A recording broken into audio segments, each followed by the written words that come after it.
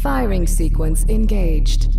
Firing in T-minus 5, 4, 3, 2, 1.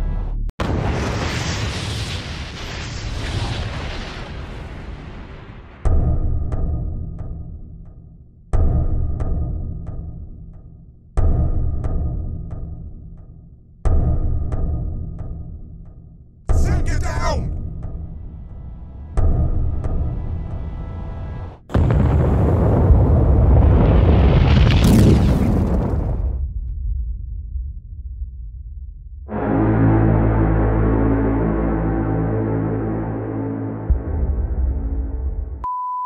While we wait for the nuclear fallout to settle, let's take a look at the new improved Opera GX. The browser has been through SCP-001 on the very fine setting, and boy has it had a glow up. It now has more security than a Keta containment cell. With the click of a button, you can give those ads the boot and say goodbye to them for good. You can have your own MTF going dark moment and activate dark mode. Or, if you want to vanish from view completely, activate the built-in VPN and like an SCP cleanup crew, you're gone. You were never there. Bland dull browsers are out, and Opera GX with its 600 plus different mods are in.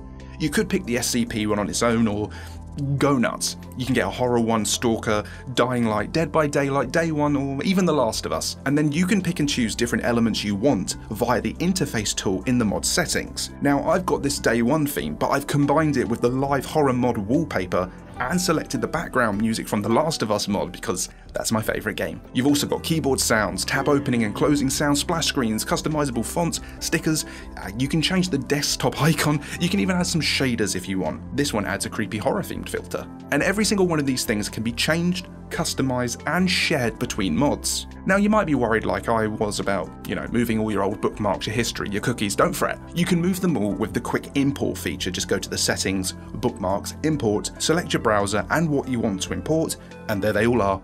Job done. You see how quick that was? And for all my fellow gamers, Opera GX now has a nifty feature called GX Control, where you can limit how much RAM, CPU, and even the internet bandwidth the browser can use to avoid those pesky FPS drops and stay on top. You can link all your favourite social media sites, and it's even got AI support. There's just so much more than I can squeeze into this segment, so run like 096 to get Opera GX today and take your browsing experience from bleak to peak.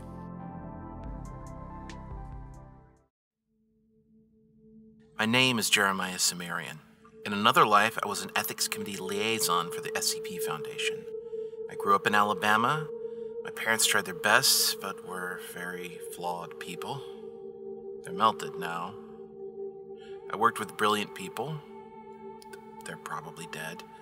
I made it my life's work to decide when the worst monsters to ever exist deserved mercy. I tried to be kind. I drank a lot. I'm slow to anger, but also slow to forgive. I am not a good man. A month ago, a monster threw me into a basement and shielded me from the nuclear blast. There are supplies and there are books down here, but I have a job to do. I need to save the world. This is Ranger Waste Station 13, calling any survivors of the nuclear bombings. Please respond. Jeremiah Cimmerian put the radio down and walked over to the food shelves. He worked a fingernail through the plastic wrapping and withdrew a can of peaches and ravioli and opened them both. The ravioli had a peel top, while he had to use the can opener he'd found in the small kitchen for the peaches. Once he was done eating them both, he greedily drank the juice from the peaches and grabbed a single water bottle. Considering this place was built to sustain a dozen people for several months, running out of food and water didn't worry him too much. One thing they don't tell you about living underground and being unable to go outside, going to the bathroom stinks, in more ways than one. He eyed the luminous yellow chemical bucket on the other side of the room besides 2 full bags. He tried to ignore the smell and grabbed his book. In terms of entertainment, this station was well stocked with cards, board games, and a couple dozen fantasy and science fiction novels. He'd already read them all once, but he was spending some time going over his favourites. Today it was June, something he remembered from his teenage years. A few hours later, Cimmerian stood up and stretched. He ran a scarred hand over his beard. He wasn't accustomed to facial hair, but the station was absent a razor, and he did not fancy his skills at dry shaving with a kitchen knife. He'd been sleeping a lot more recently to avoid boredom. Sometimes he'd just sit and stare at a wall, alone with his own thoughts. Those were darker times. Every once in a while, he'd pick up the radio and try to make contact with someone, anyone on the outside. Nothing. He might as well be the last person on Earth. A cold shiver went through him as he considered another possibility, that the flesh might be listening to his little radio broadcasts and trying to find him. But by now, if it had heard him, it would have found him. So maybe the nuclear exchange that was keeping him down here had also killed the flesh? It certainly killed the monster he'd come here with. It wasn't something that Cimmerian had considered possible, but if the monster was still alive, it wasn't moving anymore, and it wasn't talking. He thought back to the shriveled flesh husk in the airlock room next door, in the middle of which sat an unremarkable broken amulet with a cracked jewel in the middle. Cimmerian shook the thought from his head and walked over to the bunk in the corner, pulled off his sweater, and laid down. He pulled a thin blanket over himself and closed his eyes. He'd need to leave this bunker soon or he'd go mad. But where could he go? Yellowstone? SCP-001? It all seemed so silly now. The worry kept him awake for a bit longer, but slowly he drifted off, until the radio across the room crackled to life. At first, Cimmerian wasn't hearing it, but slowly he felt his mind come into focus. Reality hit him suddenly and he sat up in the bunk. The radio was crackling, but no voice could be heard. He wasn't sure if maybe it was just picking up some interference. He wasn't eager to get up and turn it off at the moment, but he could handle that if he had to. The clock on it showed 11 AM, but he'd long since lost any sort of normal sleeping schedule. He laid back down and the radio crackled to life again. This time he was sure he'd heard a voice.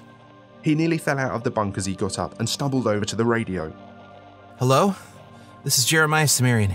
Is someone there? Silence again. Minutes passed.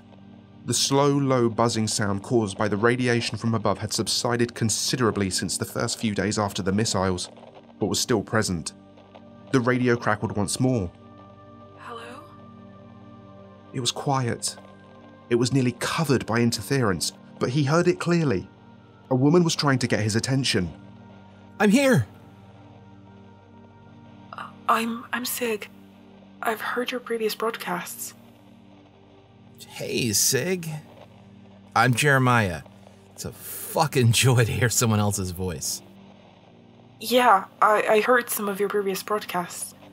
What's the SCP Foundation? Do you have some time? I think so. I'm stuck underground, like you. Then I got a story for you. Cimmerian started by telling the woman more about himself. It was certainly his favourite topic after all. Then he went to explaining amnestics and the SCP Foundation. He talked about his place in it and how it hadn't meant a damn thing when the world ended for real. The woman on the other end seemed interested, but only spoke a little from time to time. After a couple of hours, he realised he'd been talking for at least 5 or 10 minutes straight with no response and stopped. You still there? Yeah, I'm still here. Sorry. It's a lot to take in all at once. Yeah, I know. Sorry. I'm jabbering away. Just haven't had anyone to talk to in a month. Yeah, me either. Something bad happened above ground and I can't get the doors to open. Oh. You don't know? There was a nuclear exchange. It's not safe up there. Oh. Okay. Wait, you said the doors won't open? Where are you? I don't know exactly. I woke up down here and the power's out. Cimmerian tilted his head. Okay, so if you're where I think you are, it's possible the only way to get some of those doors open is to be on the outside. What do you remember from before you woke up? Nothing. Damn. All right. Okay. Well, whatever your deal is, I think it's high time your containment came to an end. Let's start planning your big escape, because we can use all the help we can get up here. Cigarus had picked up her name from a document laying on a table next to her bed in the room she'd woken up in. Other than that, she didn't remember much at all. She felt like she'd been laying there for a really long time, but all her muscles felt strong. Maybe that was why she was special. It didn't matter. She was alive. At first she was scared and a little lonely. But it seemed that this site, whatever it was extremely secure. The power was running on backups, but she imagined that this place was important enough for those to last quite a while. She passed a room labelled Hydrothermal Power Plant once, a week or two back, but she hadn't thought to investigate it at the time. This place was a maze of corridors and open rooms. Her favourite was certainly the cafeteria. She'd filled up on ice cream the first night. It made her sick. The second night she tried some canned spaghetti that was less tasty, but still quite filling. She liked to think that ice cream and spaghetti were her favourite foods now, but that might just be because she couldn't remember anything else. Soon she started to worry. People had to have been here at one point, but now she walked through empty halls. One time, she thought she'd seen someone dead in the corner, but it was just a coat and a hat hanging from a hook. She took a grey sweater from the hook for herself. Hours turned into days, days turned into weeks, and she began to feel a bit lonely. She wasn't sure she remembered anyone ever, but she knew what loneliness was. She passed the days reading and napping in the site library. It had taught her a lot about friends, but she couldn't do anything other than wish for a friend of her own. Then a radio transmitter and receiver appeared in the cafeteria, in a place she was sure she'd looked before, but there it was, fresh and shiny and ready to be turned on. She clicked through the channels before she heard the voice. My name is Jeremiah Cimmerian. She stopped. This was the first voice she could remember hearing. It sounded like a man. He introduced himself, but she couldn't respond yet. She didn't know how to transmit. She didn't know how to tune it to the proper frequency for that either. So she listened, day after day. He sounded sad too. She wished she knew how to respond. Then she found the instruction manual. Somehow it had fallen off the table and under one of the chairs. She must have missed that too. It told her everything she needed to know, and then after months of loneliness, she finally had a conversation. The man told her about the Foundation, about the site she was in. She didn't volunteer anything herself, just listening. One thing that stuck out was the amnestics. Drugs to make you forget. That must have been why she didn't remember anything before waking up. She needed to sit with that information for a bit. So the two said their goodbyes and she went to take a nap. Before she fell asleep, she kind of wished that this Dr. Cimmerian fellow was closer, so he could help her escape faster. After that, she was dreaming. Cimmerian was excited. He was thrilled even. Someone else was alive out there. He began to take stock of his supplies, what he could take with him, what he probably couldn't. He could probably carry enough supplies for a few days if he was careful in his selections. It had been months now, long enough for him to survive out there again. If the forest fires were still burning, he'd never be able to escape this place. So they either are out already, or they're close to it. The fact that he hadn't already choked to death in this basement was saying something, and the fact that he hadn't run out of air filters said something else. So he was actually pretty optimistic, given that he was about to venture into a hellscape wasteland populated by flesh monsters, inundated with radiation, and where the sun itself was the enemy. Maybe it was best not to think about that.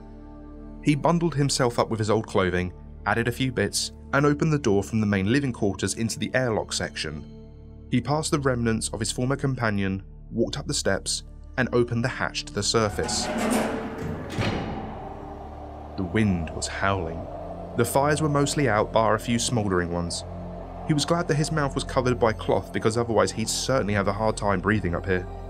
The mountainous terrain was covered by thick ash, charred tree stumps leaning at awkward angles, and burnt sludge, likely the remains of the sun's flesh monsters. But one thing that struck him as odd, he was sure that he had been miles and miles from the Yellowstone site. He was more than sure of it. There was no way the Foundation would have allowed a ranger way station to be built 100 yards from the site. But as he peeked his head above ground, the first thing he saw was a guard station, just visible up the next hill. It wasn't right, but there wasn't much to be done about it now. He went back down below ground and closed the hatch. Sig, you there? Yeah? So 2 things. First, I'm a lot closer than I thought I was, like a lot closer. Oh, that's great. How close? I think I can be there tonight, but I got a question. What was the number on your file? Oh, I'm SCP 2 039. Cimmerian closed his eyes and smiled. Great. We're gonna get you out of there, Sig. And together, I think we're gonna save the world. A tumor-ridden flesh monster with a radio about a mile away from the Foundation's Yellowstone site lolled wordlessly in place.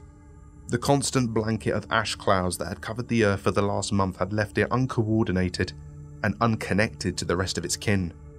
Bringing these new people into the fold would require it to work alone until the connection could be re-established. It withdrew from the shack.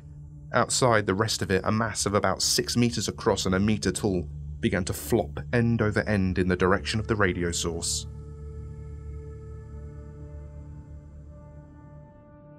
Cimmerian closed his eyes.